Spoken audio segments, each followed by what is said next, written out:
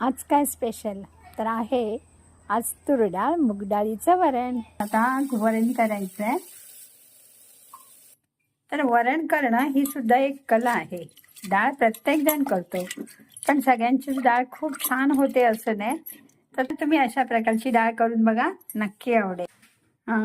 तर डाळ धुवून घेतलेली आहे आणि यात आपण टोमॅटो घालायचं आहे.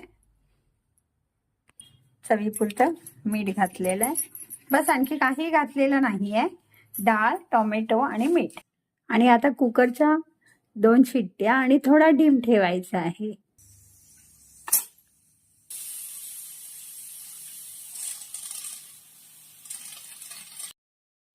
तर आपली आता ही डाळ छान शिजली आहे, बघू शकता.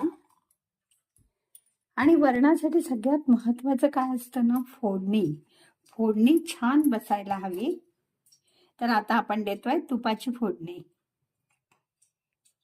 मिक्स केलेलं आहे बरं, घरगुती आहे, खूप छान आहे. आणि आता तूप चांगलं तापलं तोपर्यंत हे सोबत जिरं, हिंग, हळद आणि कोथिंबीर.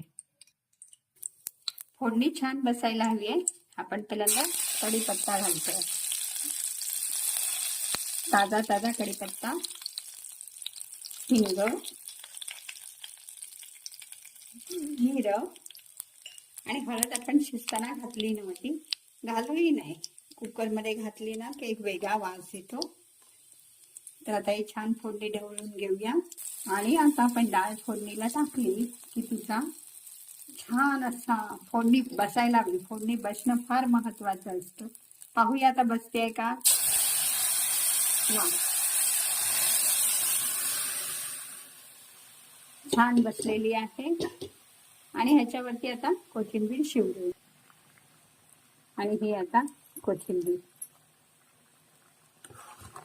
मगाशी आपण शिजताना मीठ घातलेलंच आहे, अजून थोडं आवश्यक असेल तर थोडंसं मीठ घातलंय. आता ही मंद आचेवरती आपण त्याला कड काढूया. आणि हे वरण आहे ना, खूप छान लागेल. गरम गरम वरण भात, त्यावर तुपाची धार आणि सोबत लोणचं. जरूर करून बघा, खूप छान वाटेल, तुम्हाला आवडेल. धन्यवाद.